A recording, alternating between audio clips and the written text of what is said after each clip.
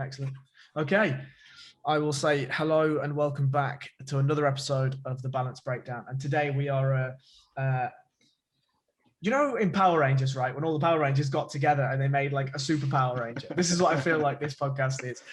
So today I am joined by our representative from Ireland by the way of Saskatoon, Canada, Severe MMA's Ian O'Neill. Ian, how's it going, my friend? It's going well, Harry. Thanks for having me. Phenomenal. And we've got 2/3 of the Combat Sports podcast as well, Mr. Jenna, aka Lee, and we have Robbie, aka Ask Him Victorious. How's it going, gentlemen? You well? Yeah, it's going well. Excellent. We're talking about the Megazord. I'm definitely like the left kneecap of the Megazord. I don't know. I think you put a bit of disrespect on your name there. I think you should be a bit kinder. But yes, Lee. The Megazord is fantastic. Talking about fantasy. Let's talk about Ben Askren and Jake Paul. I mean, where do I fucking start? Do you know what I mean? Like, I just have absolutely zero interest in this whatsoever. Not even from a meme perspective. I just couldn't give a fuck. Does anyone have any interest in this? I think life is too serious. You need to enjoy the meme fights while they last. Take the fun in them that you can. I don't know if all of Ben Askren's pictures he's putting up on Instagram are legit, but if they are, and Wisconsin is really getting that much behind him, I fucking love it. Yeah, I mean, I definitely agree with that. But the thing, and maybe I'm being too serious, but Ben Askren could well be in line for some serious head trauma, right? And look, he's also in line for a massive payday, so fair play to him. Yeah. But to get the head beaten off you by some YouTuber when you're literally an ex-world champion, it's just not a great look, is it? Do you know what I mean? You know what I'll give Ben Askren, though, is that he also clearly doesn't take himself too seriously either. He does stuff for the fun of it, like that wrestling match he did, which was a bit more legit. Again, was it Jordan Burroughs? Jordan Burroughs, where he got fucking wrecked. Yeah. Yeah, but you know what? He fucking knew he was going to get wrecked because Ben Askren, he's not stupid. Yeah. He has been out of the pure wrestling game for ages, and he has one hip. He knew he was going to get ragdolled, and he still went for it and raised a load of money. I've got a lot of respect for that. Absolutely. And this, he's just going to spend all his money on, well, I don't even know what, but more power to the man. Yeah, I think the thing around him getting kind of brain trauma from a YouTuber, I think he's going to be a spoiler, isn't he? He's going to make it really horrible. He's just going to last 6 rounds. I think he's not great at striking. Everybody knows that, but I think he's just going to stay alive for 6 rounds and stay in there. It's going to be boring as fuck. It's quite nice to see Frank Mir weigh in, though. He's back clearly on some good supplements again because he looks very thick. Yeah, thickums. Ian, what do you think? Talking about the fight itself, it's going to depend on how the refs the fight. It's Queensberry rules, right? Yeah, it would be Queensberry rules. If if he allows a little bit of work in the clinch, I can see Askren doing a little bit of dirty boxing and making Jake Paul feel uncomfortable there. But I can't see the referee doing that. The last example would obviously be Conor McGregor versus Floyd Mayweather. There was very little clinching allowed in that fight. So I'd imagine it's going to be the same for this one too. If I'm Ben Askren, right, and I'm allowed to clinch, I'm tripping that motherfucker every chance I get. You know what I mean? Like, oh, I'm sorry, I merely stepped behind your foot. I don't know what happened. And you just frustrate him. He's got to do one because he's really playing into the fun side of it. So he's going to do something just to then kind of stand there and do this. Like you can see him doing it just for the sneaky little inside trip or something. Yeah. What, and then do the Muhammad Ali pose over him. Yeah, that would be amazing. Or put his hands behind his back or something. But what I don't want to see, or what I really don't want to see, is Ben Askren get blasted out of there in a round. Like I don't want to see it. I really don't want to see it. Anyway, we'll move on to some actual newsworthy news. And that is that finally, after the Twitter barbs, after everything, Conor McGregor and Dustin Poirier 3 has been announced for July. Ian, as the Irish MMA representative, what do you think? Yeah, it's the whole drama this week on Twitter kind of added an extra bit of spice into. It was always going to come, right? It was, and I'd say there probably will be more coming down along the line, but it was needed. But the way the hype was created was a little bit iffy on whoever side you want to take on that about the whole donation and stuff. But you know, when a lot of people are quick to criticize Conor McGregor, but you can't say too much about his charity work in recent times has been pretty good. Sure. You know, people are just looking for an excuse to jump all over him, and they got one when Dustin Poirier tweeted about the non-donation, shall we say. I'd imagine he's going to pay that money eventually. Like, you know, no one understands what it's like to even have 500,000, let alone donate it or give it to somebody else, or what the process is. When it comes to the fight itself, yeah, I'm super interested. It's a huge fight for Conor McGregor. It's make or break for him really at this stage when it comes to his legacy and when it comes to all the work that he's done in the past. It'll slowly be forgotten about if he gets another loss here. And it's not going to be easy against Dustin Poirier, no matter what game plan he brings anyway. So he's going to have to be on top of his game. He's still out in Dubai. Doesn't look like he's making too many sacrifices in his camp. That would worry me. Lee, any early thoughts? Yeah, so the donation thing, I was a bit like it felt bad, it felt wrong. Conor has many faults, but the charity side of the stuff he does, it's kind of, you can't fault him for that. He is very generous, and it is a lot of money to give away. I know his manager tweeted Poirier and was like, "We went for dinner and chatted about this." Like, I'm coming down more on the side of Conor, but what I actually really like is we're getting old Conor back. Dad Conor was cool, and it was nice to see. But it's nice to have that kind of venomous Conor back who's ready to get into some Twitter shit and kind of stir the fight up. And that was one of the big things in the first fight that happened, was he got Poirier to bite, and he got to bite hard. And when Conor's great at that. And like Ian said, it's going to be a really tough fight. So if he can get him to lose his head a bit before it, like, it's a great competitive advantage. And Dad Conor's a bit boring. I like the old Conor coming back. I do wonder what happens. Like, I wonder whether Poirier understands that this is what Conor's attempting to do, and he fell for it last time. He's been open about falling for it last time, whether he's just going to blindly fall for it again. To me, though, it could be one of two things, and Robbie, I'll ask your opinion on this. It could be a small portion of desperation, right? As Ian's just touched on, this is a massive fight for Conor. I don't necessarily think that it's so huge for his legacy. I mean, this would be his fifth loss in comparison to 20-something wins. Like, if you actually look at it as an overall record, 20-something and 5 losses isn't terrible at the end of the day. However, and he'll always be a pay-per-view draw, right? Always. Now, is he the Conor McGregor of his 145 run? No, he's not, right? He's just not. He's not the same person. He's not the same fighter. He doesn't do the same things. Can he still be a world-class fighter? Well, we're going to find out. That's the question to me that I think is going to be asked. I think the legacy side of it for me is he going to be Conor at the top with a belt and fighting for belts, defending titles? Or is he going to be the Conor that fights Diaz again? Can see him fighting Masvidal and things like hand-picked fights, like big super fights, as opposed to top of the division. And we must remember also, just before I pass on to we must also remember that Conor spoke often about belts and this and that, but the world famous documentary of him in the old Mjolnir, he said, "I want to get money and I want to get out." Severe MMA produced. Severe MMA produced, absolutely.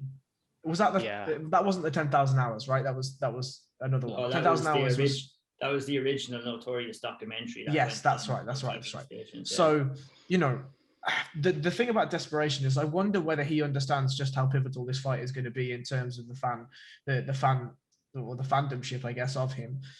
And he's going and really just trying to get at Dustin because he knows he's vulnerable. Or, as Ian also touched on, that he's just going to try and strip back to, that Leah touched on, he's just going to try and strip back to the Conor of old, be who he was, and allow sort of the animal inside to come out. Robbie, what do you think? I think the Conor of old was the mythical creature, poor Conor, just like Underhook's Dominic Cruz and mentally undefeated Sean O'Malley.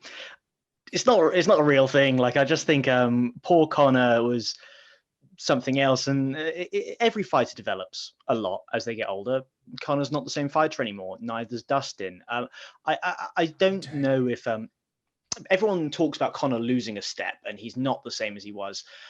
I just think he's developed as a fighter, and other people have as well. And Conor maybe peaked before, and there's no sort of harm in that. Like everyone peaks at some point.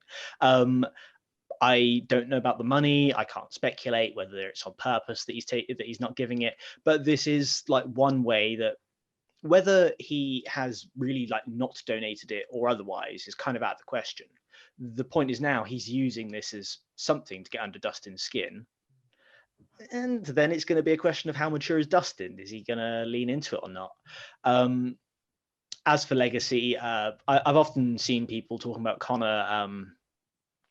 It's more about how high Conor gets, and he doesn't care about staying there. When he talks about the greats, I always remember thinking that Conor always talks about the guys who have achieved significant things, but not necessarily hung around. He doesn't necessarily put GSP, for example, at the absolute top. I remember him sort of giving a ranking, whereas GSP for most of us is at least top 3. I don't think Conor's ever hanging around. If he gets a belt, he's not going to stay around to defend it. He's definitely doing the individual super fights, and he's going to do something like he'll do something else as a stunt, or he'll ride off into the sunset and just take his money with him. You're never going to really consider Conor McGregor as being one of the greatest fighters of all times, one of the greatest prize fighters of all times for sure. But when it comes to the GOAT talk, he's not even in the conversation, if you ask me.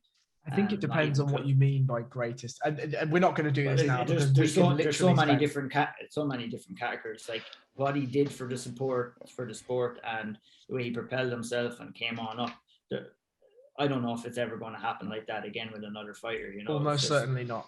Yeah, it's kind of a weird argument to say whether he's best or not, but he is potentially the most successful. When you're talking about history and historic fighters, you're going to have him in the conversation. You could not have him in the conversation when you strip it down to skills and achievements. Yeah, he's made history when it comes to pay-per-view buys, and he was the first double champion. But what makes a great fighter is staying at the top for a prolonged period of time, and that's where you're talking about the likes of GSP, John Jones, and others along those lines, Anderson Silva. I was about to say, if you didn't say Anderson Silva, I was going to throw this whole meeting out the window. His name was escaping me for a second. But the one thing. Go ahead. Sorry. I was going to say the one thing is though.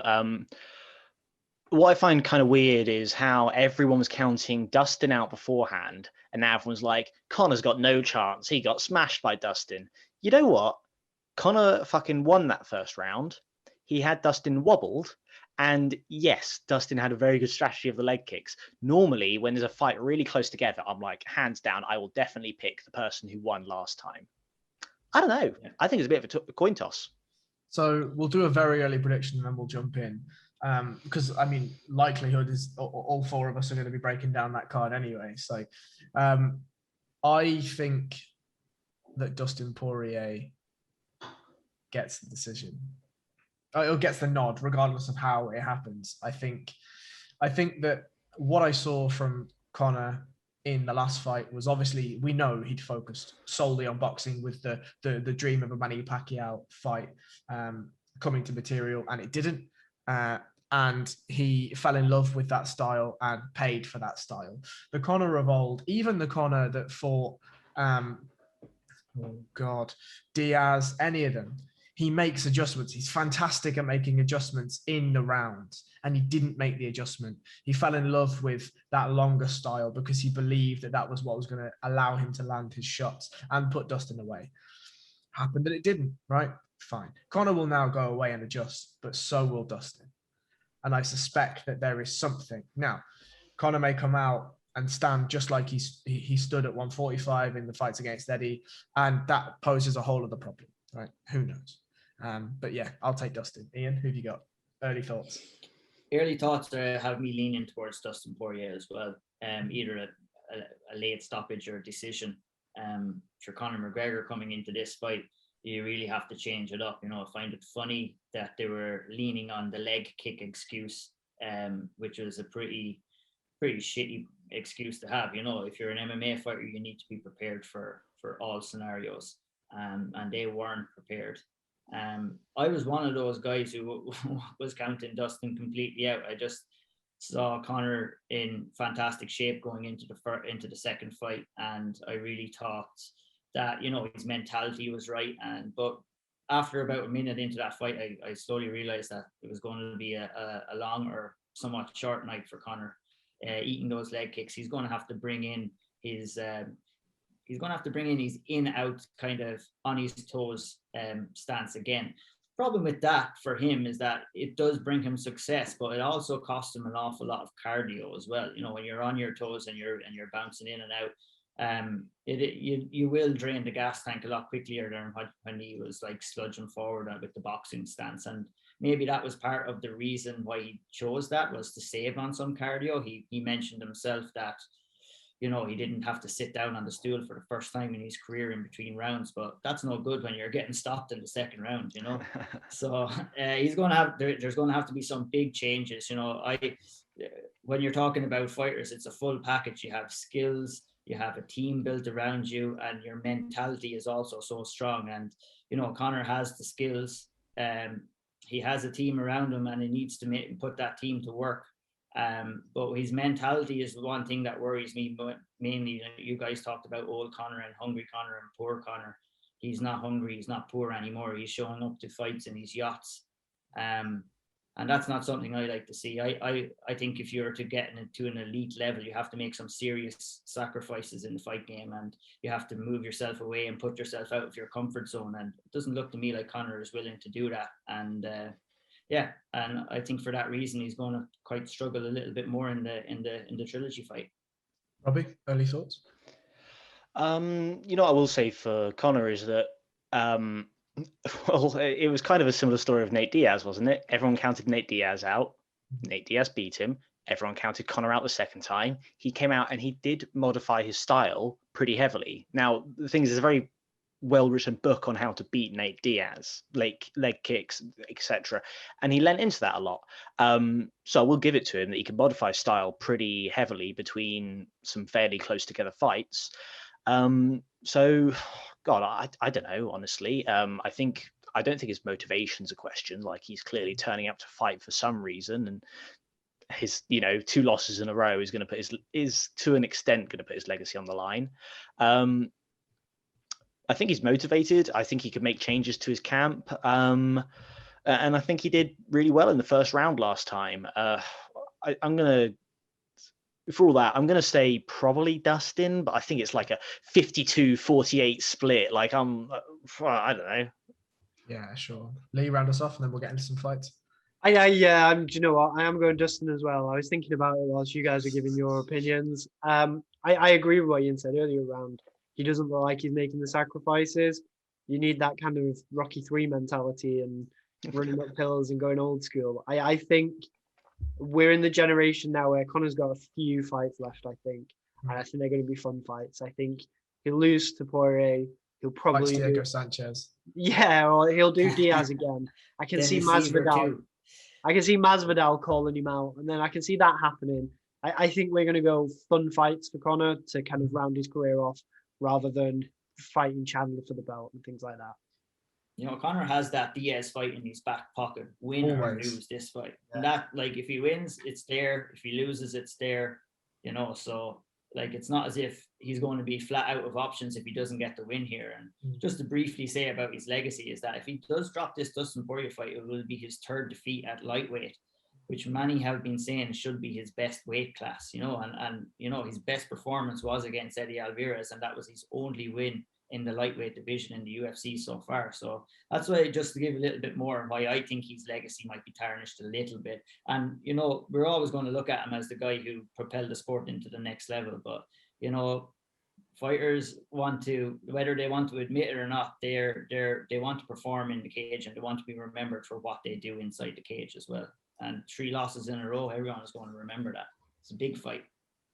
All right, so let's get into the card at hand. I said we'd be brief, and we're 35 minutes deep. So UFC 261, Usman versus Masvidal 2. We spoke on this a little bit just off the podcast, I think this generally is a pretty shit card after you get outside of the main card. It's very, very top heavy, but we have some absolute beautiful fights, or what should be beautiful fights. So we'll open up the floor with Kamaru Usman allows Jorge Masvidal the immediate rematch. I propose we let Lee start. And we go, oh God, okay, fine. Well, but yeah, so Jorge Masvidal gets his second shot at Kamaru Usman. Go on, Lee, go on. It's a hype fight. The UFC like money, and the UFC make money off this fight. It is a hype fight. Jorge Masvidal is not the upper echelons of the welterweight division. I don't care what anybody says. If you buy the hype, great. He is not a top 5 welterweight. He is in there because people want to watch the fight because they believe the hype. They bought all the shit last time. It's not a fight that's close. It's never going to be close. He's going to be a bit fitter than he was last time, and it's still going to be the exact same result. And it just don't bother. If you're up at 5 a.m., just go to bed. You know the result already. It's an easy fight for Usman, and I know why he's took it, because it's an easy payday and it's an easy fight. He's going to wrestle fucking for 5 rounds and then go, thanks, you're shit, and then go away and fight some other people for hype. It's a waste of time. Okay, so clearly there's some serious analysis that's been done on this fight. I mean, okay. So I agree with a lot of what you've said. However, where I disagree is I'm not really sure it's that big of a pay-per-view draw, to be honest. I really don't. I don't think Jorge is all that of a massive pay-per-view draw. He was at the BMF time, and then it sort of tailed off with the Gucci and this and that, and attempts to, draw Conor out in the way he did and whatever. He was a rock star for about 6 months, right? And he had all the opportunity. And look, maybe Jorge's just not that guy, right? And he acted as himself, and it sort of went downhill. I do understand doing the rematch, right? I think there's a little bit of shaking and moving that needs to happen in the welterweight division until you get Colby Covington a rematch. Leon Edwards, really should be in there, but for whatever reason isn't. And, with another win, it's almost certain that Leon Edwards will be in there. So yeah, fine. Give Jorge the fight. I think Jorge has some things that he's like, if we're ranking him A, B, and C in all of his various skills, I would say his ability to stop submissions is pretty good. I'd say B+, right? You don't spend 15 minutes of Damian Maia on your back and get away with it if you're not, pretty good at defending your submission. Yeah. I think his boxing is probably B+, low A. I think it's pretty good. From there, it's not looking great. Right, it's not looking great. Fight IQ is questionable. His footwork is questionable. His takedown defense is probably an E. I mean, we're going A to C, but E, fine. I think that's generous. I was going to say, generally, you get an E if you spell your name right, and I don't think Jorge Masvidal spells wrestling takedown defense very well. But here, look, I mean, I think we're probably all in agreement. I'm probably going to move on pretty quick. Usman gets a very, very easy dub here. Jorge spoke up, I smashed his nose in, I did this, I did that. I don't really read too much into that, to be honest. Jorge is a big guy. He hits hard, fine. If you land if you land on the nose and it breaks, fine, whatever. I do think there are ways to beat Kamaru Usman, though. I definitely think there are ways to beat him. And I had high hopes for Gilbert Burns. It turns out Gilbert Burns decided he only had 5 minutes in a 25-minute fight. And what happened. But if Jorge Masvidal employs a really varied striking approach and tries to mix in as much low kicks as possible alongside the big E takedown defense, I'd be very interested to see what happens in the later rounds. But as Lee's already sort of pertained to, I imagine this is going to be a pretty dominant win for Usman. Does anyone disagree with me? No, I don't. No. Excellent. All right. So are we all taking Kamaru Usman by decision, right? Yeah. Yeah. I mean, Masvidal's always had trouble with wrestlers. It's never changed throughout his career. I'm a bit more forgiving to him than Lee is, and I do think he's a good fighter. Yeah, not but his wrestling has always been a problem. His wrestling defense has always been a problem. It's never stopped, and it's not going to have stopped from that one fight ago. If we're looking at bad omens, though, I picked Askren to dominate Masvidal, and look what happened there. So watch those first 7 seconds and see what happens. I mean, I do think that's a once in a lifetime. I mean, that's really what exploded into the superstardom, right? And anyway, we'll go on to the. I think the fact that this fight is in a smaller cage for Usman will suit him so much better than it will in Masvidal as well. And it's just going to be pretty much the same as the first fight for me. I imagine a lot of Usman will take the fight down early and look to clinch anytime he looks a little bit in trouble on the feet, and that's his path to victory. It's pretty straightforward. I would, from Kamaru Usman's side, I'd like to see him stop Jorge Masvidal. One, because it's hard to stop him, right? Really tough to stop him. He's a tough dude. But I also Yamada was the last guy to stop Jorge Masvidal with an inverted triangle way back when he fought in Bellator. This is the thing, fucking ages ago. I was still it would be a huge statement from Usman if he did go out there and get a finish, you know. And I said it the last time we were on breaking down the Usman fight that he, like, in order to progress and formulate his legacy, he needs to put some finishes in, and he did that against Gilbert Burns. If he could get another one against Masvidal, that would be huge for him too. I think so. Anyway, we'll go on to Jesus. For me, absolutely the best fight on the card. Rose Namajunas is my favorite fighter. So I feel really extremely nervous breaking this fight down. I will give my opening thoughts, and then we'll pass over to you guys. That's how I feel about this fight. That is how I feel about this fight. I think that this fight is extremely close, right? What we have is we sort of have Joanna 2.0 with power, right? And that's Weili Zhang, more than happy to plod forward, more than happy to trade, more than happy to just beat you into a submission, right? Whereas Rose Namajunas is sort of this incredibly evolved, just new fighter, a reborn fighter from somebody that just knew flying triangle, flying armbar, to now being, you know, essentially a phenomenal MMA boxer or an MMA striker. Oh boy, it's an incredible styles clash. I think the real talking point for this fight is, can Rose maintain focus for 25 minutes? For the Jessica Andrade fight, we saw both versions of Rose Namajunas. We saw just the best version of Rose Namajunas in the first round and a half. And then after that, we saw the worst Rose Namajunas, where she clearly knew that she'd won the fight. And Jessica just smashed her across the octagon for a round. And at the end of the fight, it looked like Rose had lost if you just tuned in and saw them standing there next to Buffer.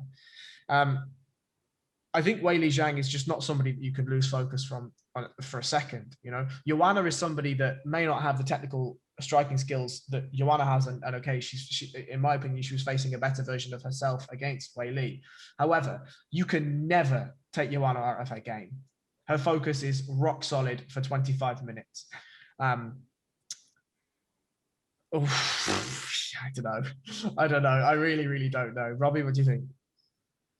God, I have no idea how to pick it, but you know what my gut feeling is that just to frustrate the whole division, Rose is going to win, then it's going to be a rematch of Joanna, then Joanna's going to rematch. We're going to end up with that situation we had in the bantamweight division like 5 years ago, whatever it was, with TJ, Cody, and Dominic Cruz, and the three of them are just going to battle it out for the belt over and over again while the rest of the division waits their turn.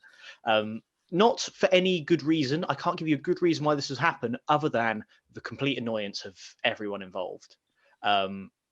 So, yeah, I'm really excited for it.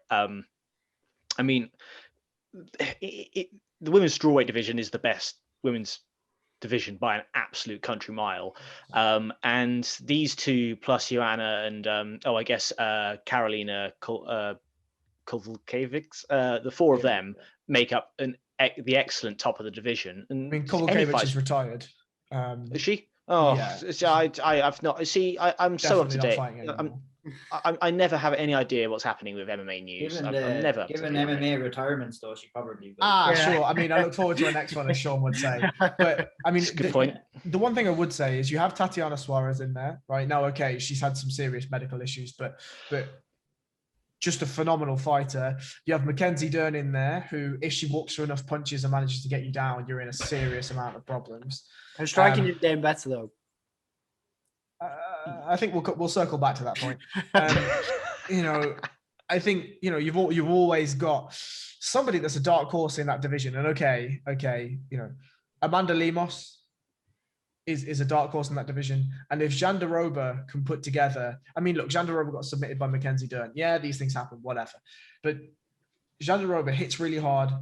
And she looked like Mackenzie Dern if Mackenzie Dern could strike in her fights previous to her fight with Mackenzie Dern, right? So I think that there's definitely some interesting wrinkles in that division. But yeah, I completely agree with you. Outside of Joanna, Rose, and Weili at the moment, Claudia Gadelia's done. Like as an elite fighter, done. Just doesn't exist anymore. Ian, what do you think? I think that I look back at the Weili Zhang and Joanna Jędrzejczyk fight this morning, actually, just before we recorded, and it was just a phenomenal fight. One thing I was really impressed with Weili in that fight was like the way she just adapted to going into the championship rounds or back against the wall. She fought the best one. I think she fought close to the best version of Joanna Jędrzejczyk in that fight. One thing before that was her training and her preparations for that fight was all kinds of messed up. You know, she moved her camp. It was right on the brink of when the coronavirus and the pandemic was just kicking off, and she had to move her camp from China to Phuket in Thailand. She had to move her camp then from Thailand to Dubai, and then she had to move her camp from Dubai to the United States. Yeah. So her preparations for that Joanna Jędrzejczyk fight was absolutely terrible. Yet she went in there and she performed the way she performed, and the fight of the year, greatest female fight of all time. It was a phenomenal fight. So I was massively impressed that she was able to pull that, considering that her preparations wasn't that good. Now her preparations coming into this fight, I think, will be a lot better. She has the confidence in her ability that she can go all 5 rounds, and she can compete with the highest level of athlete in that division as well. And she proved that against Johanna. I think that Rose is also equally a phenomenal fighter, fantastic technically, good, solid all round. What Harry said was exact right. I think that Rose's worst enemy is herself and her mentality. And I worry for her in this fight, because if this fight shapes up anyway similar to the way that the last fight with Weili Zhang and Johanna shaped up, I don't know if Rose has it in her to see out to the final bell. I really don't. I think that Zhang Weili is strong pressure fighter and has wicked power in her punches. And I think that I'll go out on a limb and say that I can't really see anybody beating Weili Zhang at 115.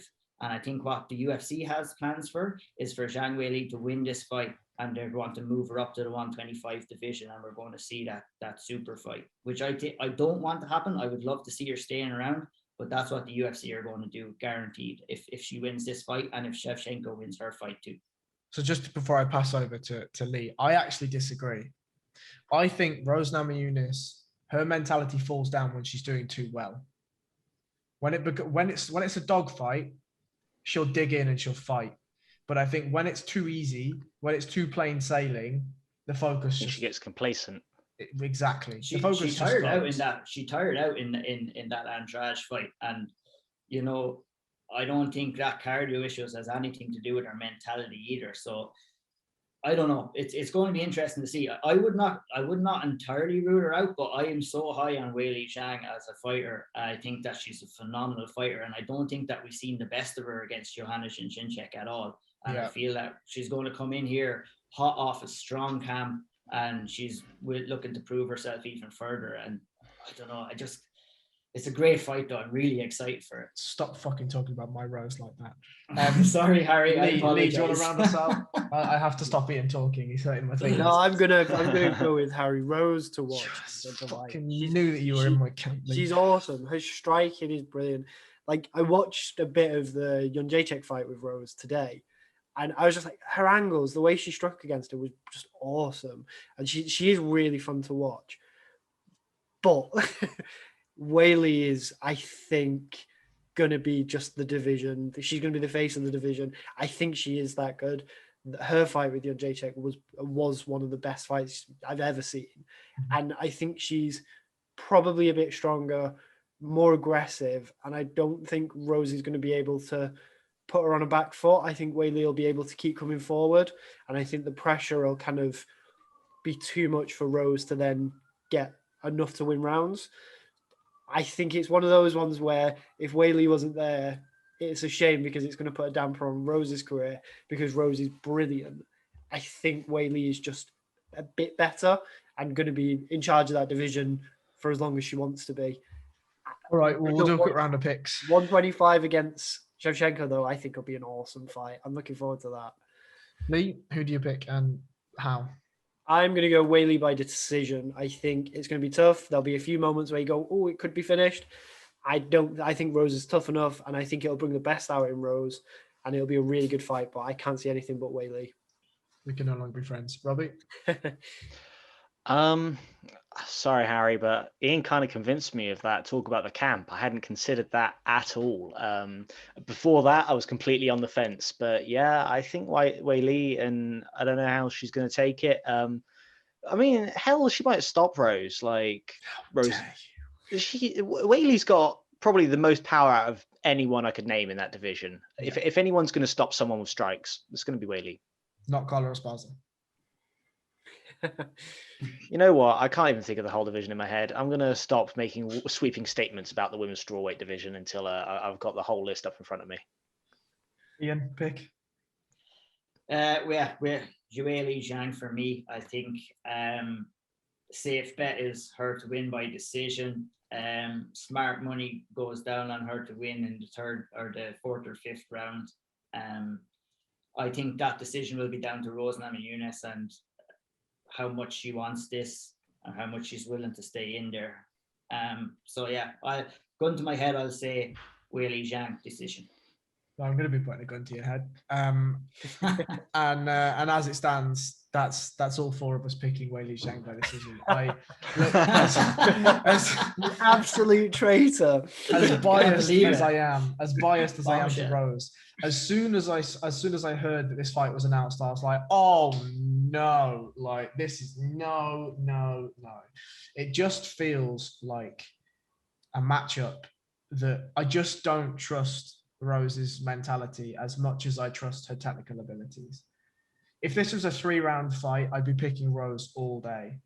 But I just think that 25 minutes is a long time for Rose to keep that mentality. And Weili Zhang hits so hard and is so aggressive that any shot that there's a slight momentary lapse and Rose doesn't see coming could well end the fight, right? Now, that's not to say we've seen Rose end fights in dramatic fashion, the Uriah and Jędrzejczyk fight, obviously, right? So it's not like she can't do it herself. I do think that there's some interesting wrinkles if Rose manages to get Weili on the ground and keep her there. We've not seen that yet, not in the UFC, right? And Rose is obviously a very slick submission artist. Ask Michelle Watson. So, you know, I think there are definitely ways that Rose can win. And I think if Rose can keep her focus and her concentration for 25 minutes, I think she gets her hand raised, but I just don't trust that happens. Just before we move on, Harry, and I don't want to, I know you wanted to keep this, didn't want us to waffle on too much.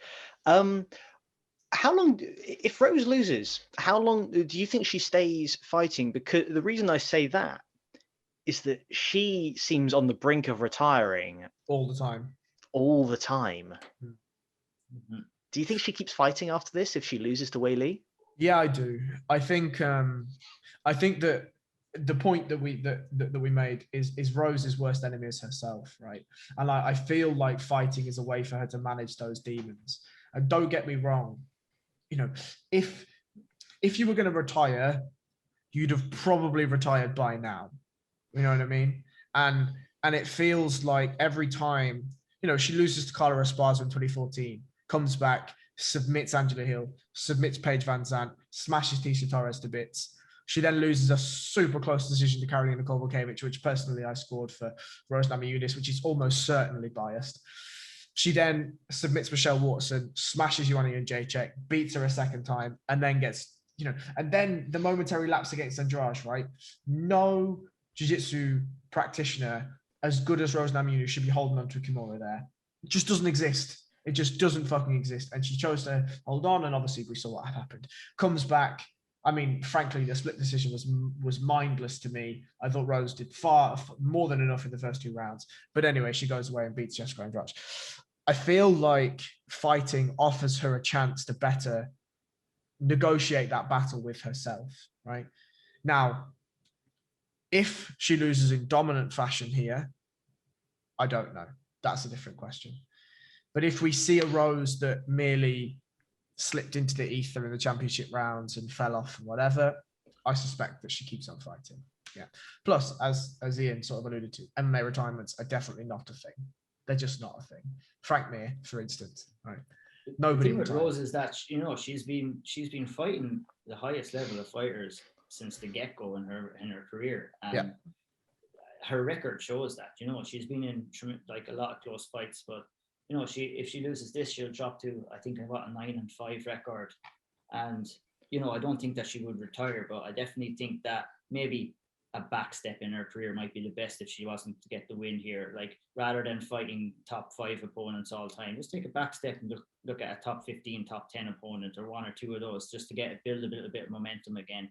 How many title fights? This is our 3rd title fight, I think, is it? I'm not too sure. Well, she beat Joanna Jędrzejczyk for the title, then she rematched her for the title, then she loses to Andrade in the title, and now she's fighting.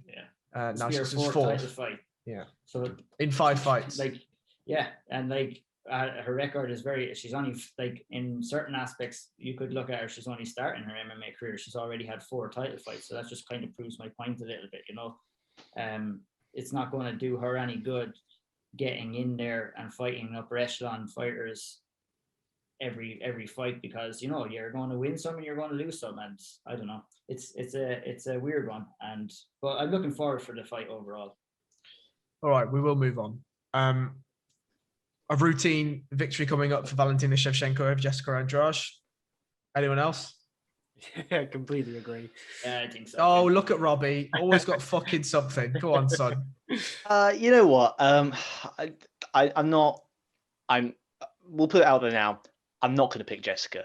I am definitely picking Valentina. I'm shocked. But I think this is the first really legitimate fight in the women's flyweight division. I don't want to be like Valentina has been fed people. She's been fed people so far. That's rude. Oh, come on! Like, when has she even looked like?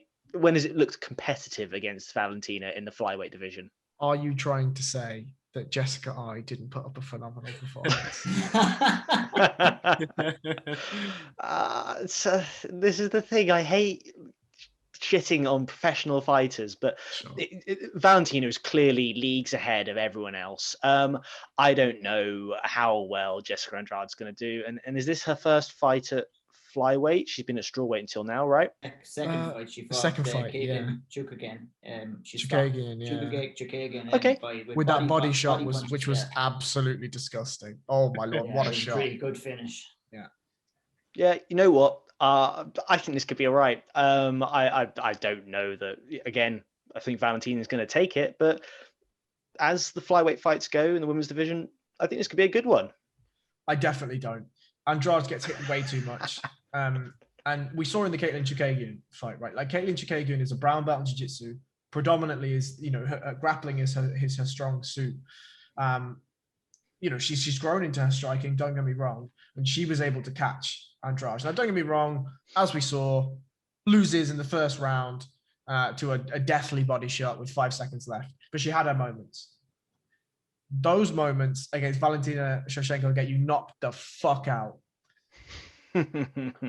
It's just not going to happen. And we could also see, right, like Valentina's now in that really beautiful position in her career where she's having fuck you fights. She does the John Jones thing. She's like, oh, you're a wrestler, yeah? All right, cool. Take this takedown.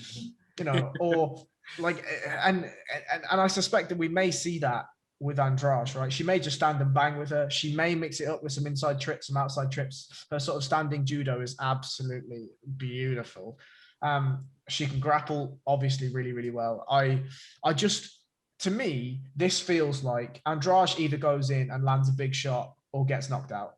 That's how I feel this is. The footwork of Shevchenko is too good. Her defenses are too good. Her anti-wrestling is good. Her offensive wrestling is good. Her submission skills are good. Andrade better all around.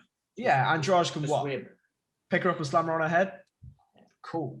I also think that doesn't carry over into this fight. At 115, that's what Andrade had. That was the differentiator. She was stronger and powerful than the women at that division. Mm-hmm. That doesn't happen with Shevchenko. You don't have that physical difference. I think she's taller, she's got range, she's technically better. It's everything that is against Andrade in this fight. Yeah, but Robbie thinks it's going to be a good fight, so shut your mouth. Ian, any thoughts? I just think that, this is going to be pretty straightforward for Shevchenko again. Like when we're talking about Shevchenko, we're talking about second best women's fighter on the planet, if you ask me, behind Amanda Nunes. And I think so, honestly.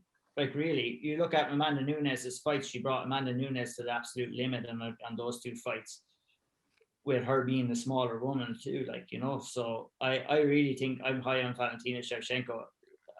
She's just not getting the opponents the same as what Amanda Nunes is. She's not getting those named opponents, so she's not getting the same amount of credit that Amanda Nunes would get for her wins. But I think she's right up there. And this fight, I'm looking forward to it in some ways to see how she handles someone like Andrade, but I think it will be relatively straightforward. I'm baffled at the fact of why they want, I can understand for one way why the UFC want to do this fight, but why now? Why don't you let Andrade build up a little bit of head of steam at 125 rather than just throw her straight into the title fight? Because that's dead and buried now if Shevchenko gets the win. There's a really easy reason why that happened. Why this is happening.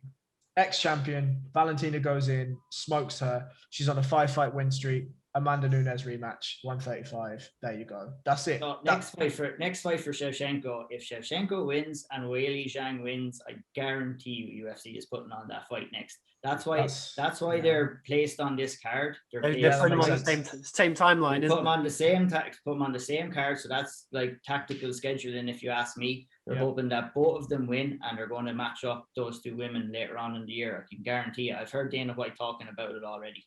So just to round out one small point, when I was making a grimace at you saying that Valentina, Amanda's the greatest of all time in female MMA, and Valentina's right there, I'd actually argue that Valentina's about as equal as you can get. To me, the massive difference in the Amanda Nunes fight was size and power, Absolutely. Right? Yeah. Especially when it comes to MMA scoring, we're basing this on damage. If you're the more powerful fighter and you land bigger shots, I'm not going to do a Sean Sheehan judging rant here, but generally, you're going to win the fight. And I feel like if you put, and this is a non-argument, but if you put Shevchenko and Amanda Nunes naturally the same weight, who wins? I'd probably pick Shevchenko, to be truly honest with you. It's a toss-up, I think, between the two of them. Yeah.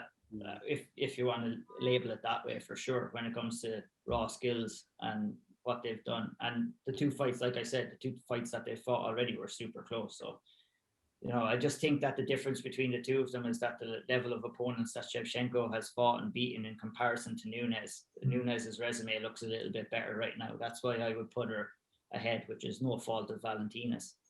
So let's move to picks. Ian, who have you got? I think this is a Shevchenko finish.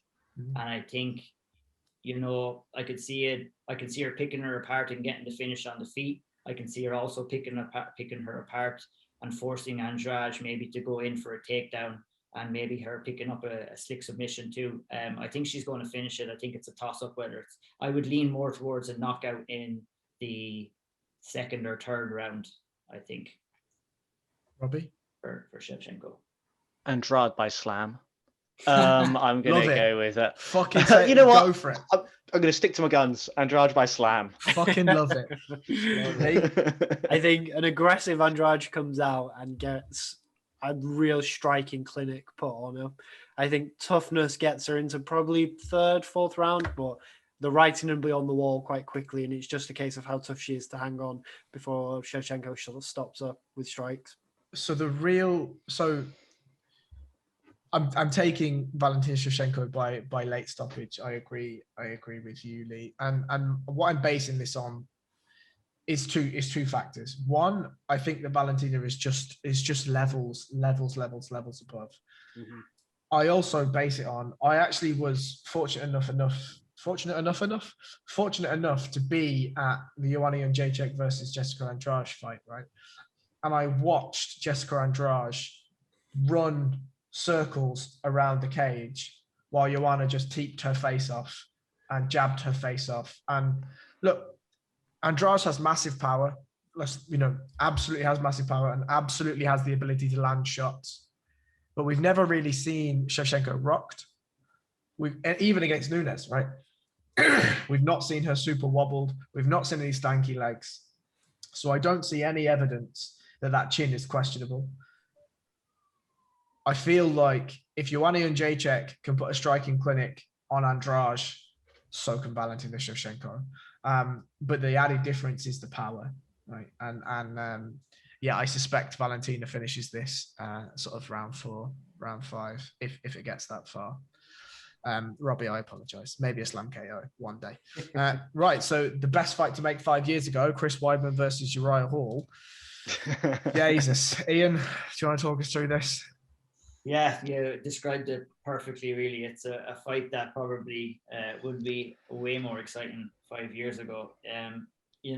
With Weidman, he came in against Arsenal in the last fight, and he looked pretty good. That was a pretty tough fight for him. I think that he didn't look anywhere near close to what the old Chris Weidman was, but he got a win over a solid opponent. So I think that this fight is, in comparison to Akhmedov, I think that this fight is merely a step down and an easier task for him against Uriah Hall.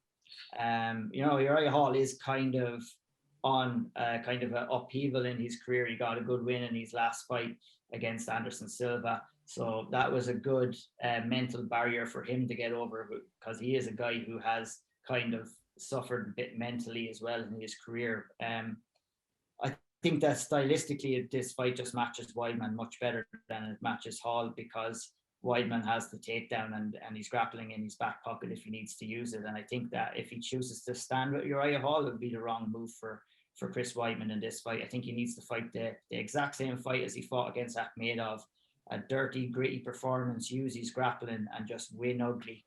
And that will give him a shot at maybe a top 10 opponent. But if you're Uriah Hall, Uriah Hall, his jab is his best weapon, and he's just going to have to stay flinging out that jab and looking to keep the distance away from himself and Weidman in this fight. But ultimately, I can see Chris Weidman just getting in close in the distance, taking the fight down, and just gritting it out overall. Lee? Do you know what? I agree with everything you've said, but I also think we're coming to the end of Chris Weidman. And I think we're going to see the drop off in Weidman in this fight. I think this is where it's already happened. Like, I was going to say, yeah, no, we're going to see it 2015. Now? Yeah, I was going to say, fuck me. I think we saw the drop off when he tried to throw that spinning back kick against his crocodile. That was it. That was the beginning of the end. But I think in his mind, he's still been like competing with I can get back up there. I can get back up there. I think this is the fight that 5 years ago he would have dominated. And it is a rematch. They fought before they was both in the UFC.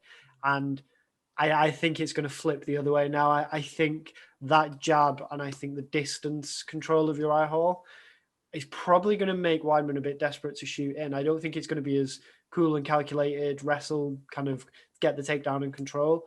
I think there's more upside to Uriah Hall at this point than there is to Chris Weidman. And I think it'll be close, but I think striking close decision, Uriah Hall takes it. And I think we start to say maybe this is probably the second to last time we see Weidman. I think So, just to that point. I don't really think it's going to be all that close, frankly. If we look at the damage that Chris Weidman has taken over the last little while, right? Okay, Amari Akmedov, yep, solid win. I respect it. Good stuff. Kelvin Gastelum was a good win too. But in between those, what we're watching is the ghost of Chris Weidman, really. Yeah. You know what I mean? Like that, and I'm not being disrespectful in any way, shape, or form. Chris Weidman coming up, and when he beat Anderson Silva, was absolutely fantastic. Phenomenal fighter. If he's thinking about, grinding out decisions here, grinding out, a wrestle heavy approach, it wasn't all that long ago that Uriah Hall beat Shoeface, right? And if you're looking at somebody that wants to grind you into the ground, that's your man. Now, the Anderson Silva win for Uriah Hall, yeah, cool, it's a good win, don't get me wrong. But again, we're looking at the ghost of Anderson Silva's ghost. You know what I mean? So I can't really add too much to his resume for that. And again, the Bevan Lewis fight, he's fighting a 6-0 guy. You know what I mean? Like, what are you going to do? But as we've already sort of touched on, I from a technical perspective, I agree with everyone's points. I think the jab of Uriah Hall is really good. And Chris Weidman's hittable. That's it. Really, that's all I've got to say. Robbie? You're going to say slam KO for Chris Weidman, right?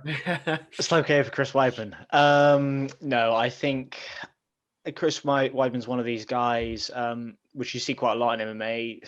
When they start losing, they just seem to fall down an absolute hill. They just tumble down, and it all goes kind of wrong. And he's not the only one. I mean, him and Luke Rockhold seem to set each other down that hill in that one fight, and now they can both be knocked out by a stiff breeze. I mean, I don't know. I think Chris Weidman's got a lot of skills in his back pocket that he could pull out, and if he fights the perfect fight, and takes Uriah down, that could be it. But Uriah's, for all of his technical flaws, he's still got a lot of power, and he's still got those flashy kicks, and he's still got a good jab in there. I reckon Uriah's going to clip him at some point, and that's going to be the end of it. All right, so that's your pick, is Uriah by finish in? Let's give it round 2. Lee? I'm going to go Uriah Hall. I want to say a finish, but I'm not sure he's going to be able to pull the trigger enough, so I'd go decision. Ian? I think Weidman by decision. I think he's not going to want to get involved with the striking with Uriah Hall at all. I think he's going to be looking for a clinch and a takedown as soon as he can. I think that in this fight in particular, that the first round of this fight is going to be very, very important, and how it goes for both fighters mentally. If you drop that first round here, this is a huge fight that neither fighter at this stage in either one of their careers can afford to lose. So, that first round is going to be important, and who picks up a head of steam first. But overall, I think that Weidman is just going to utilize his grappling, and he's just going to try and take Uriah Hall down, grind him out, and win a decision. My prediction is that the fans lose. We will roll into the next fight, which is Anthony Smith versus Jimmy Crute, which for my money is a fantastic bit of matchmaking. This is a great fight. I fear a little bit for Anthony Smith, if I'm truly honest. Okay, he came up short against 3 absolutely, well, maybe Rakic isn't, but top of the food chain fighters in Glover Teixeira and John Jones in the last couple, and he's gone and now picked that last one. It does feel a little bit like they are putting him in there to be a gatekeeper for Jimmy Crute, right? Jimmy Crute has obviously got a bit of steam behind him. After the Serkinov loss, he comes back, finishes, Jesus, I'm going to butcher this guy's name, Oli Olenchuk, and then finishes Modestas Bukauskas. However, I feel like going from Bukauskas to Anthony Smith is a massive, massive leap in competition. A massive leap. If we look at the other wins before that, Paul Craig, okay, solid fighter. We're not going to find Paul Craig in the top 5 anytime soon. Sam Alvey is just the worst fighter of all time. His then step up at Misha Glory Serkinov. for capitalism. Sam Alvey is a shit Tyron Woodley. You heard it here first. He is the champion of capitalists. I mean, Death to communism. Jesus. We then have Misha Serkinov, which was then a step up in competition. And okay, he loses that fight. Fine. Oliveria, Bukauskas, nice build-up fights. It feels to me a little bit like we're pushing him a little bit too far too quickly. Anthony Smith's got some nice grappling. We saw him in a couple of grappling events with Gregor Gracie and Calavante recently, which was nice to see. I feel like Smith is obviously the more seasoned. How many fights? He had 500 fights at this point, is it? Yeah. Yeah, he's 50, oh my fuck. a solid He's had 50. This is his 51st MMA fight. Wow. Lord have mercy. So he's got more than triple the fights that Jimmy Crute has, right? That's insane. In terms of who wins, I think it's tough. Like, Crute has obviously got some really good submission skills. He comes in well, sets up his wrestling well, sets up his grappling well. He's looked to improve vastly with his striking. Anthony Smith doesn't look to have improved all that much in the last little while, but after 50 fights, you are the fighter you are. Do you know what I mean? There's not going to be a vast amount of wrinkles that you're going to add to your game. I'll start with a pick, and I'm going to pick Anthony Smith by decision. I think Anthony is very gritty. We saw that in the Teixeira fight, right? There's not often you get your teeth plastered across the cage and then shout to your corner like, sound, mate. Sound. No bother. Sound over it. I don't think Crute has met somebody quite that tough, quite that gritty, quite that durable, quite that willing to make those micro battles really important. And I feel like it's a bit of a step too quick for Smith. For Jimmy Crute. Ian, what do you think? I agree with you 100%, Harry. I think that my pick would be Smith by decision too.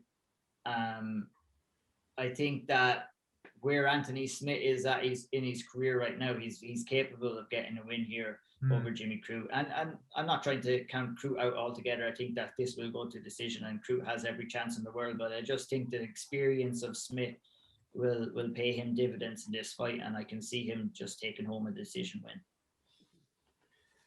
Robbie, talk to me. Yeah, I mean, Smith is just so much more experienced at this point. I mean, this is going to be another one of those boring ones. We're all like, you said it, Harry. But when you made that point about his experience, you fucking said it. Like, he is jumping up a lot in this fight. I mean, he's not going to put Anthony Smith away. I mean, has anyone... Like the man keeps fighting with no teeth. Like even then, he made it to round 5 before he got put away. And but when were his teeth falling out? It was probably like 2. Yeah. Glover knocked his teeth out in like round 3 or round 4, and Smith like literally just spat them out and handed them to the referee in that fight. You can hold these, sir. Yeah. I'm doing a fist fight. You hold these for a minute for me, please? You reckon the dentist can put them back in at the end of round 5? Hold them just in case. Ice these, motherfucker. I'm busy. Right. Jimmy Crute is not about to put him away. And generally speaking, when fights go out to the decision and there's this much of an experience difference and there's not a good book written on how to beat Anthony Smith, which there isn't. I couldn't tell you off the top of my head the correct way to beat him. You have to blast him out. I'm inclined to go with Anthony Smith. Well, by decision again, if we're going for pick straight away. 100%. And I just before I pass it over to Lee, I feel it's like the way to beat him is to blast him out, unless you're John Jones, right? And then you beat him out and you want to beat him. But Glover Teixeira essentially just blasted him out, right? And then Thiago Santos essentially just blasted him out. And his loss before that was like 2016 to Cesar Ferreira. And these things happen in MMA. Lee, round us off. What do you think? So again, I agree with everything you've all said. You said it at the start, Harry, and I can't stress it enough. Great matchmaking from the UFC. It's have you still got it? Are you still ready to go up into the kind of rankings and compete Anthony Smith? Or is Crute the guy that then goes up and it's kind of Anthony Smith, the gatekeeper? I love these fights because it's the new guy on the block, or is it the old guy with the experience who carries on into the rankings a bit more? And do we make Anthony Smith the gatekeeper, or do we let him go carry on with a few more fights up the rankings? I think experience is huge here. And I think he's going to be a savvy vet for 3 rounds and decision because he's just far more experienced. And I think it's probably a bit too much too soon for Jimmy Crute. Fantastic. We'll stay with you, Lee. And if you could break down Randy Brown versus Alex Oliveira, which is also a fun fight, in my opinion. Yeah, so I'm excited for this one because you hate Randy Brown. Okay. Alex Oliveira is just a bit of a madman, isn't he? He's hype coming out, and like the way he's a cool fighter just for how mad he is. Again, I think this is a similar fight of it's a battle of who's going to be the gatekeeper, right? It's middle of the division. They're not going to be kind of fighting for titles. They're not going up the rankings. Randy Brown's lost some good people and kind of won against the people he should win, similar to Oliveira. I think this, for me, is a massive 50-50 fight. And it's who becomes the higher ranking gatekeeper rather than anything else. So I definitely disagree with the higher ranking gatekeeper. I feel like, look, my boy Warluke wins whenever he wants and drops decisions whenever he wants, right? Losing to Bilal Muhammad, I think, that was 4 years ago now. And that loss has aged really well. Okay, Nico Price manages to pull off some nuts finish, fine.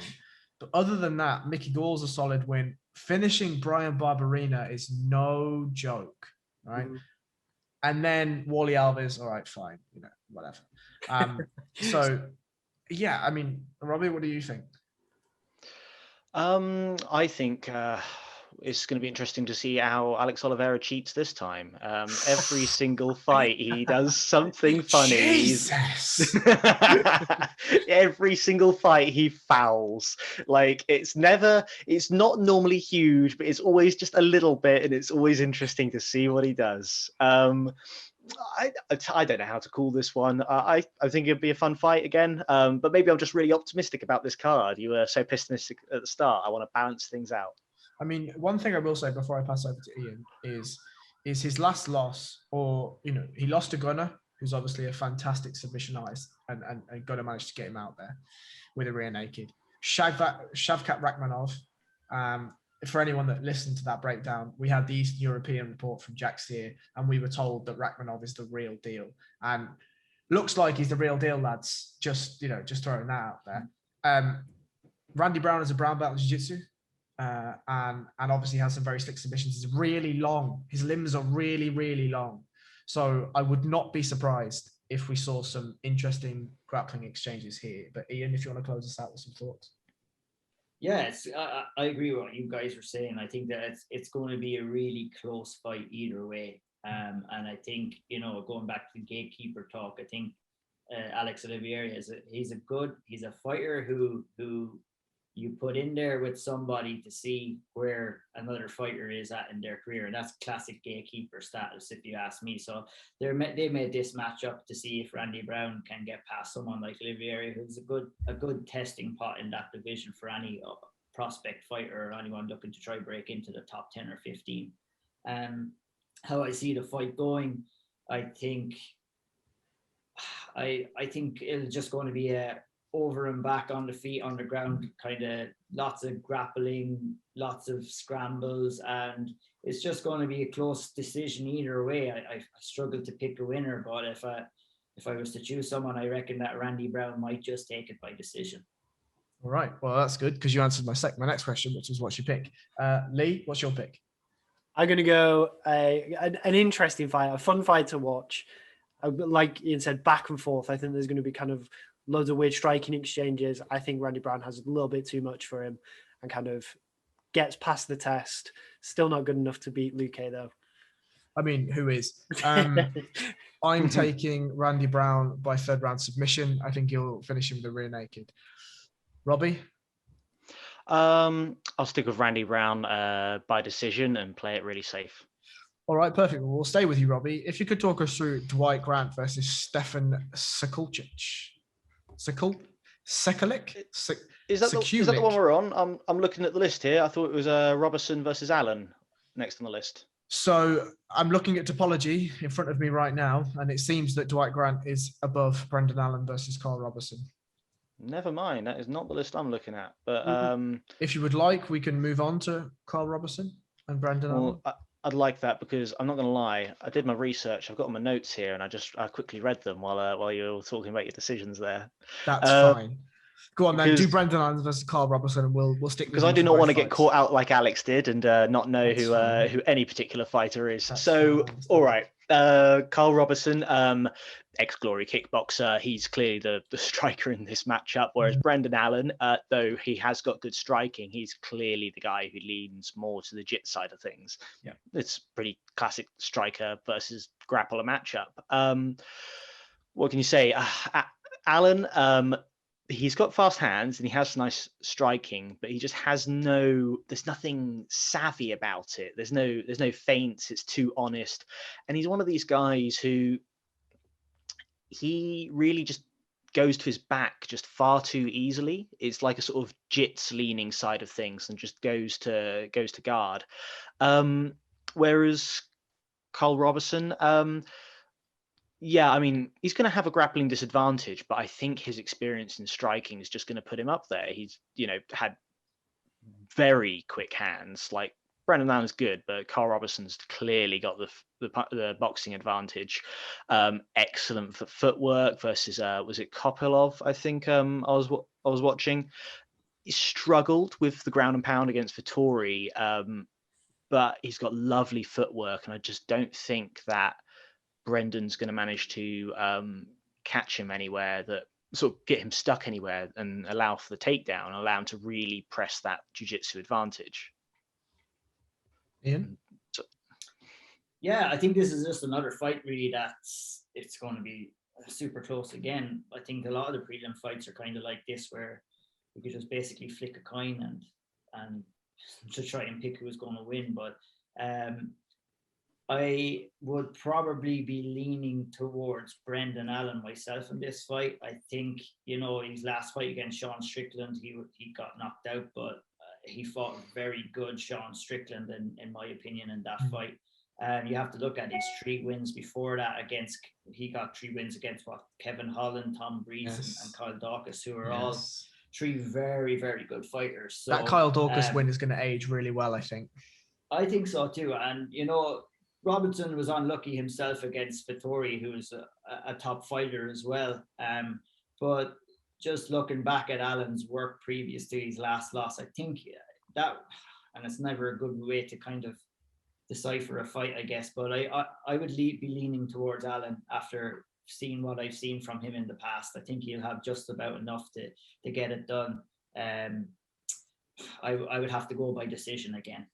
I guess I'm answering your question again. I always jump the gun when I give my predictions. That's fine. I mean, just to go through this slightly as well. The losses from Brandan Allen's record: Trevin Giles, UFC fighter, 3rd fight in. Eric Anders, UFC fighter, 2017. Anthony Hernandez, jiu-jitsu killer, right? We know this now. So it's not like and then, Sean Strickland, fine. It's not like he's losing to scrubs. He's also 25, and he's also only 15 fights, 19 fights into his career. Now, yes, okay, he had some AMI bouts and whatever, that's fine. I personally agree with Ian. I feel like Brendan's going to have a little bit too much here.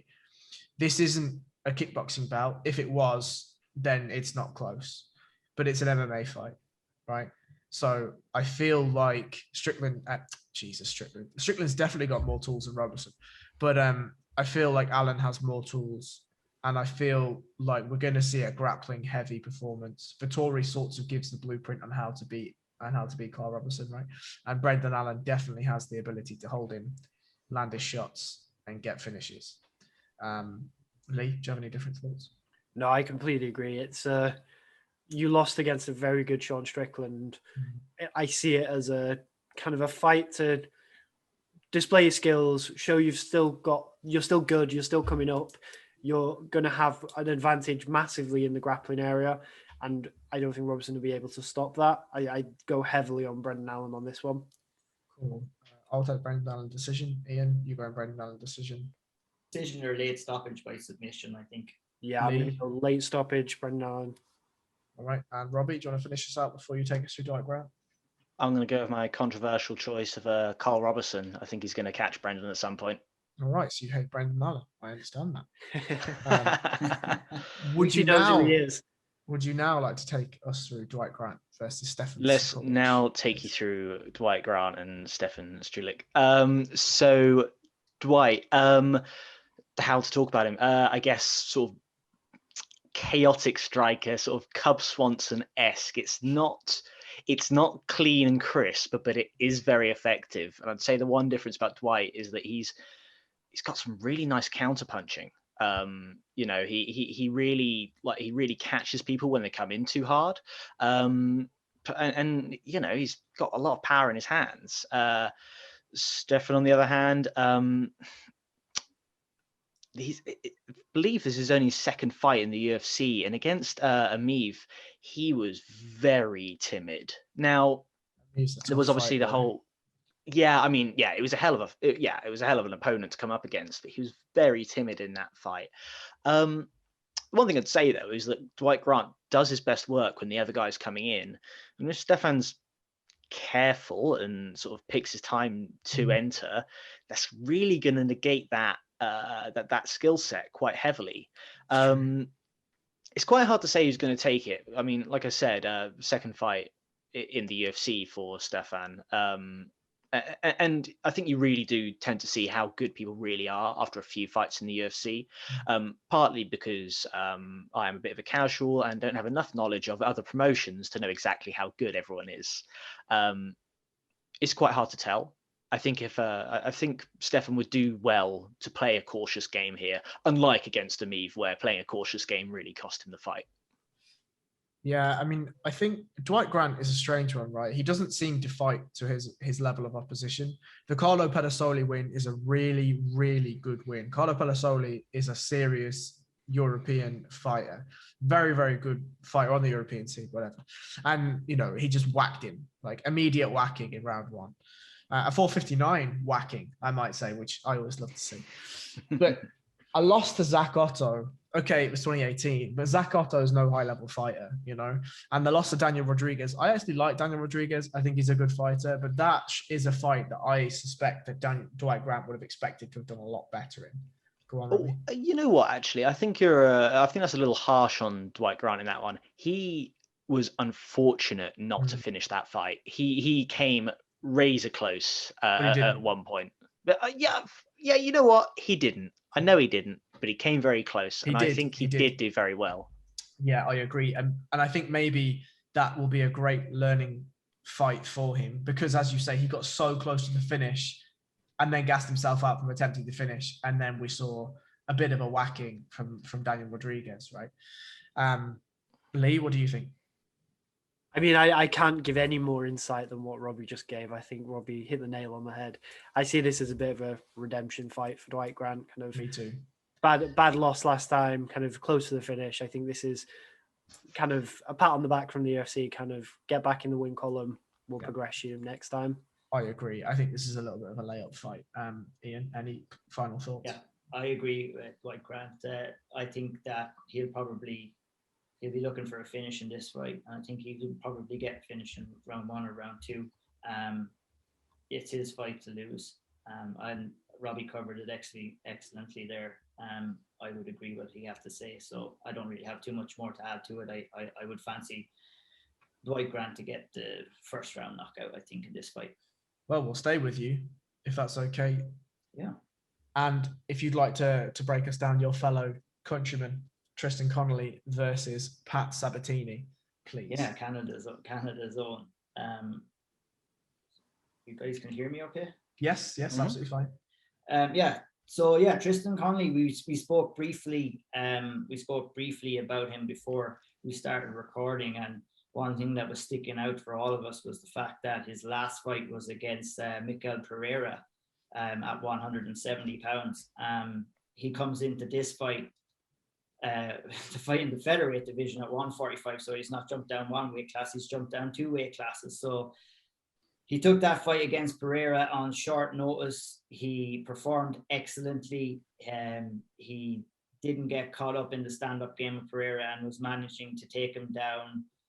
Still managed to land a couple of shots on the feet, but he utilized his grappling in that fight excellently. His ability to hold down a bigger, stronger guy really stood out to me in that fight. And I'm interested to see if that strength and in his grappling will carry over into the 145-pound division. He hasn't fought in quite some time now, so he has had the time to make that move down. So hopefully he has done it in a healthy manner and that it doesn't take too much out of him altogether. Tristan is a forward-moving fighter. He likes to trudge forward. If I was to compare him to another fighter, it would be kind of Darren Elkins style, whereas that he's not really technically savvy, or his stand-up isn't all that great, but he's willing to march forward and throw those shots and take a shot to land a shot. So that always makes for an exciting fighter, and it always makes for exciting fights. He comes in here against Pat Sabatini, who is the Cage Fury featherweight champion coming into this fight. And I've had my eyes on Pat for a little bit now, because he was actually supposed to, what was supposed to happen with Pat Sabatini was he fought early 2020 in the lightweight title fight, which he was expected to win and then move straight over to the UFC. But unfortunately for Pat, in that fight, he suffered a horrific arm break, and he had to get his UFC plans put on ice for a while. So he recovered. He came back last year, won the vacant title, and set himself up here for his UFC debut against Tristan Connelly. I think Pat he's a good, solid grappler. He fights out of the Henzo Gracie gym in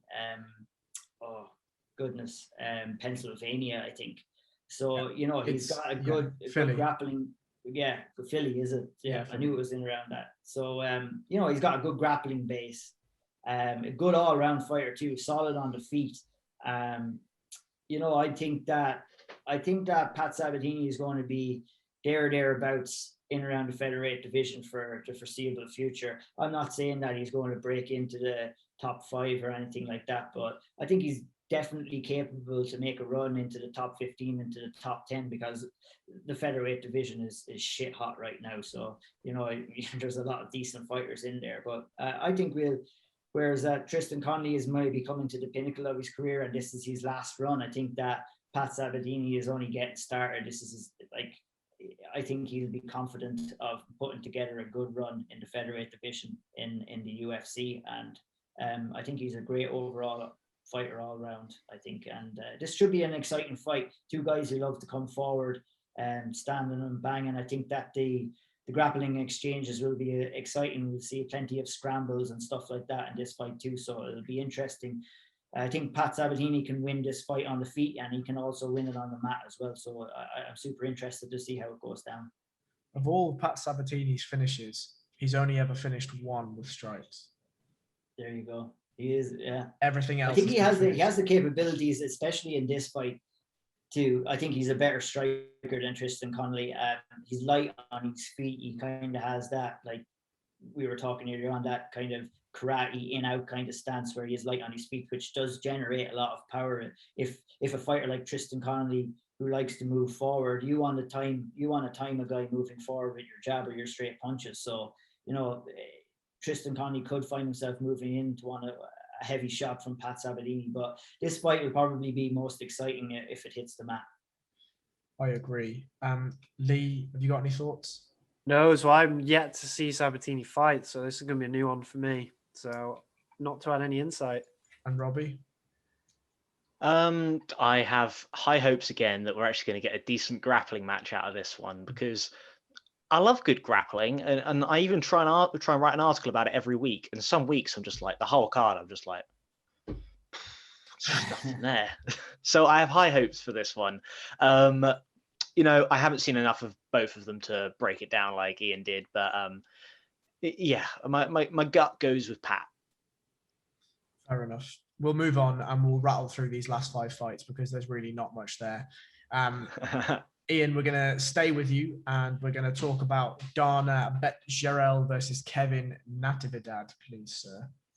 Yeah, so this fight, I think Danaa Batgerel is how you pronounce that name. I think he's a Mongolian fighter, always in exciting fights. you know, the Mongolian fighters are not known for taking a step back in their fights. They're always looking to progress forward and land big shots. And that's exactly what Batgerel does. He's got one punch knockout power. He showed that in his last fight. He landed a beautiful left hook to get the finish in that fight. So he's coming in here against Kevin Natividad,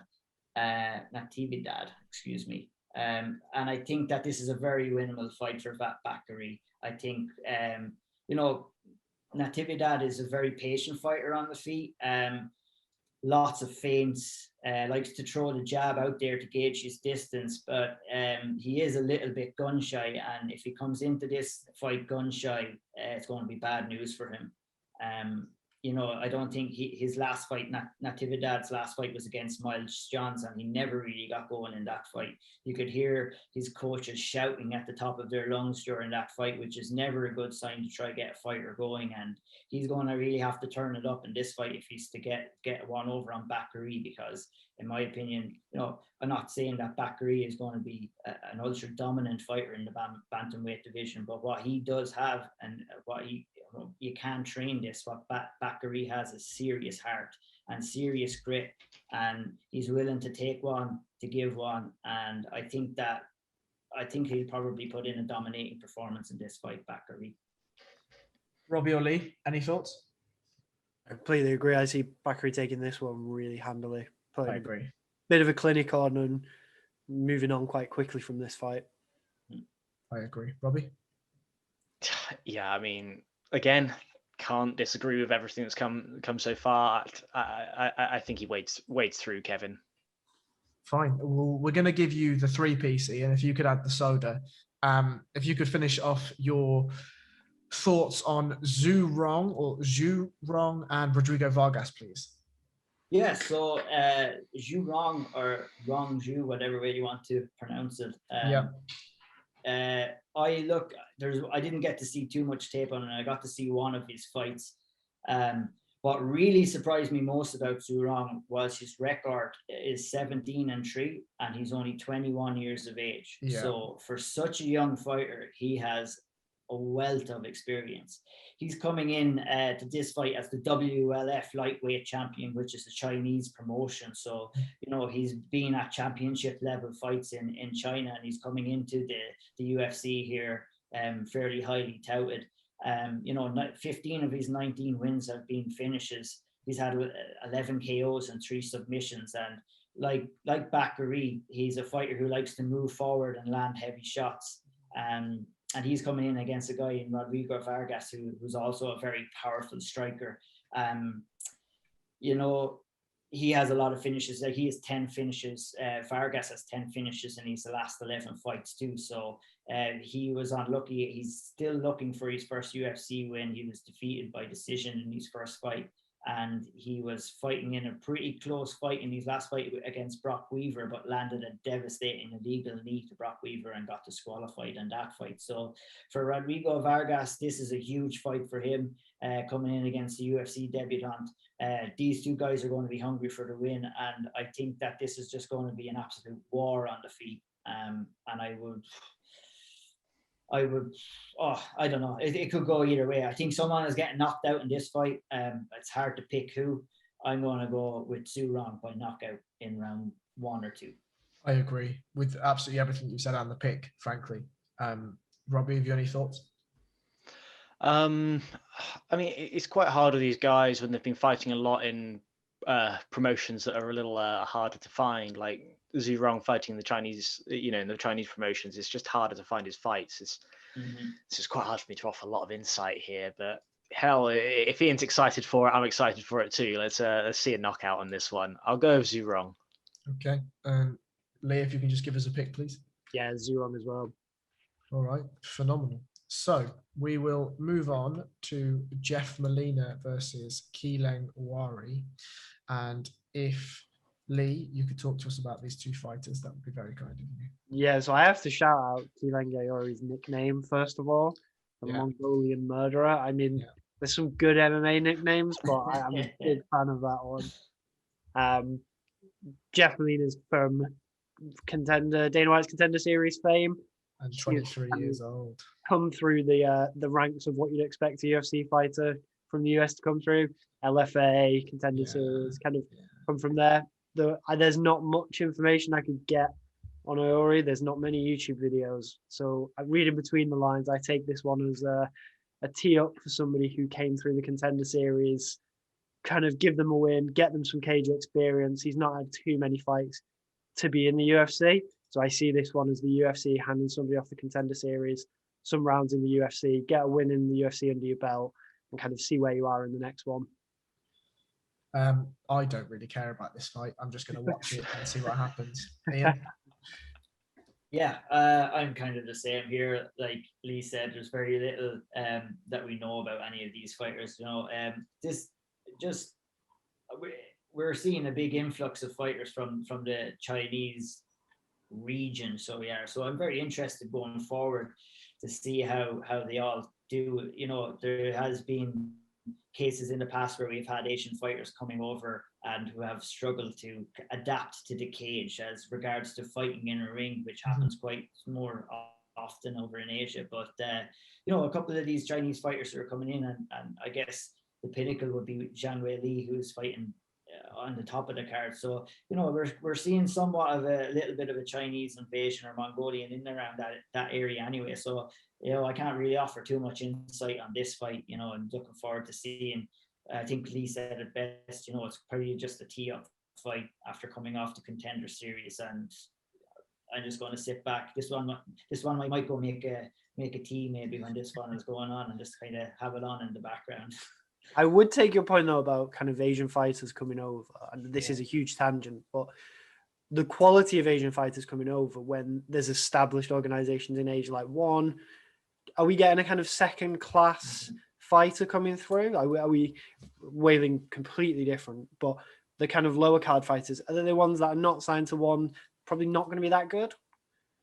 I wouldn't say that it would be like a lower caliber fighter. It's the market is so vast over there. Like, you've just got so much fighters, and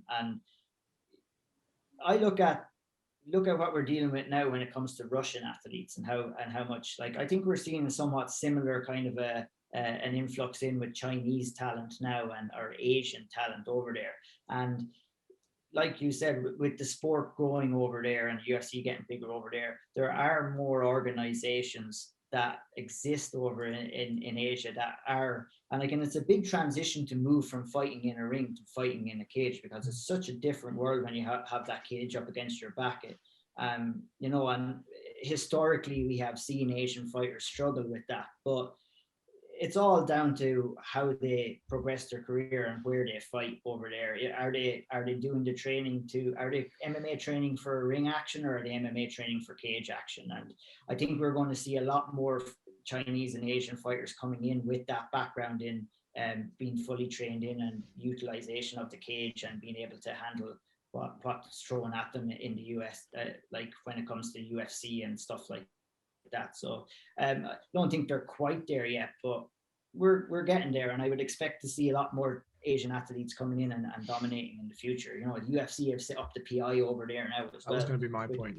Yeah, they've set up the PI, so they're looking to build the sport over there, and that's only going to help Asian athletes coming over to the UFC to fight. To be honest, I feel like the Asian fighters are already there. I just feel like there's not any media attention, and there's not any sort of regulatory bodies, and there's not really any structure to the scene over there. The UFC go and smash a $100 million facility in there, and you're going to see every single Chinese fighter come through. And what you're also going to see from that PI is you're going to have people picked. You're good enough, you're not. You're good enough, you're not. You're good enough. It's a massive data collection exercise. Yeah. And what you'll see, as you rightly said, is you're going to see some really, really good fighters come over there. But you're also going to see, as the UFC do, they will pick up whoever is available to fill a card, especially in the pandemic time, right? So, a lot of these fighters on this undercard aren't really UFC caliber fighters. They're there because the opportunity to put them there is there, right? Robbie, do you want to finish off a point on that before we move you on?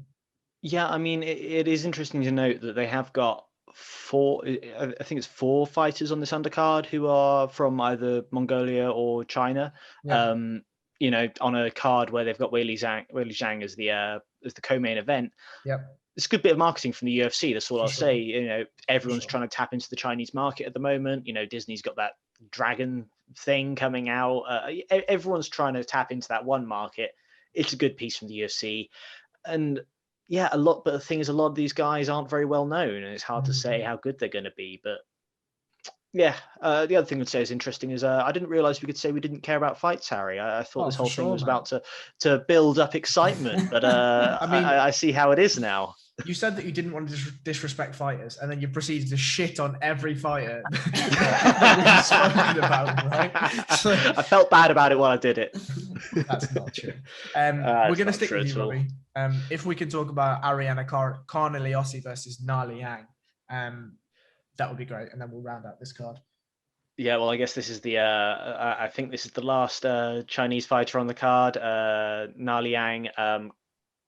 Hard to find anything on. Like I said before the show, all of her fights look like they're filmed on potatoes. It's like strange, like it's like either Chinese or Russian promotions that I found her on.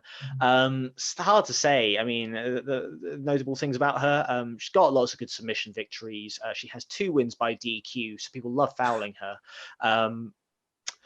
Yeah, I mean, it's so hard to say how she's going to do. On the other hand, Ariane, she got absolutely schooled by Angela Hill.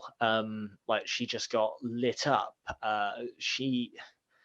Okay, here we go again. She just has no real striking discipline. It's all like looping strikes, and it's just not there.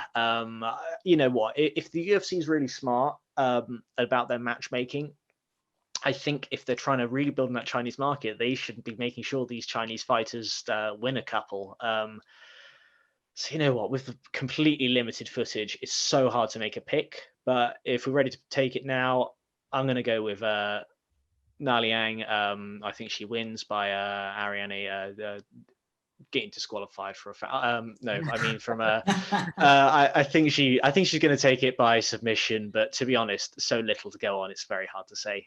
So the one thing I will say that's an absolutely massive factor probably is Nali Yang is 5'9" and Ariane is 5'2". That is a serious range difference. I'm going to pretend that Ian and Lee don't care about this fight either, and we're just going to move on to another fight that is probably going to be a quick one. Johnny Munoz looks like a decent fighter. Jamie Simmons doesn't look like a very decent fighter at all. I suspect that Johnny Munoz is going to whack him inside a round. Anyone else? I don't care about this fight. That's a great answer. Oh, Harry, you have opened up a real Pandora's box here. Like you're gonna get halfway through the show and everyone's gonna be like, I don't give a fuck. Ian, have you got any thoughts on this fight? Not too much, really. I think, I think Johnny Munoz is probably going to take the victory here. Yeah, he will be disappointed after losing out to Nate Manet in his last fight. Nate Manet is a good fighter. I think he has enough to get the job done here in the opening fight. I can't really add too much more after that. What it does seem like, Ian, is that you're going to be making a few cups of tea in this. Might be a couple of early cups of tea. You know, I won't be struggling as much as you guys back home there. You're going to be up into the twilight hours watching this when this gets kicked off. At least it will be on somewhat. These fights will be on in around dinner time for me, so I'll have the oven on and I'll have the kettle on around these fights, I think, and I'll watch with one eye on my food and one eye on the fights. Oh, well, I'll take the opportunity to rub it in and say, well, at least we don't have to pay for the pay-per-view. That's true. That's true. That is true. It's just the least of what you deserve for the sacrifice. You know, I did it for many years before I moved over to Canada. And, you know, you're up till the all hours of the morning on Sunday morning, and it's tough slogging at the best of times. You know, that looking back, that Weidman and Uriah Hall fight could be a tough one at around 3 or 4 o'clock in the morning. So I wish you the best, guys. I wish you the best for that one. Well, let's round this out, and I will, as always, we'll do a fight of the night pick. Ian, who's your fight of the night? Fight of the night. Let me just take a quick look. Off the top of my head, I think the fight of the night could be Weili Zhang versus Rose Namajunas. That has potential to be a phenomenal fight. After that, I think Tristan Connelly and Pat Sabatini has a good chance of being a really entertaining fight. But the fights that are lower down on the card don't really seem to get the nod for the bonuses, performance bonuses perhaps. But a fight of the night is going to go to one of the 3 title fights, I bet. And I think the closest matches up and the most exciting matchup would be Weili, Zhang, and Namajunas. If that fight goes the distance or goes 3 or 4 rounds, that'll be awarded fight of the night for sure. I'm going to throw a controversial name in the hat, and I'm going to say that fight of the night is Anthony Smith versus Jimmy Crute. I was going to say the same. Yes, Lee. Get in. Robbie, thoughts for fight of the night, please? I love foot stomps, so I'm going to go with Usman. Yeah. I think it's going to be Zhang versus Namajunas gets fight of the night. You know, they're both awesome. They both had brilliant fights in the past. They're well matched, and yeah, I think it'll be a good one. Fair enough. And I'm not going to take any slander on a foot stomp. I actually fucking love a foot stomp. I really do. Foot stomps and shoulders for the wins. Conor's shoulder strikes are now seconds enough. I want to see the first foot stomp finish in the UFC in this fight. That's what I'm really banking on. Could you imagine? You're going to get some odds on that. Yeah. Right, gents. They are all the fights. We've done our fight of the night prediction. As I said at the start, I mean, as we go through, there are some, it does feel like there's some layup fights, right? But generally, I think this card is relatively poor in comparison to some of the cards that we've had. Either way, there should be some interesting fights. There should be some good fights, even if they are one-sided. Any final thoughts before we wrap this up? All right, cool. I'll take that as a resounding no. As always, I'll thank you vastly for your time. Yeah, it's been a pleasure as always. Thanks very much. Cheers, Harry. Cheers, Harry. Thanks, Harry.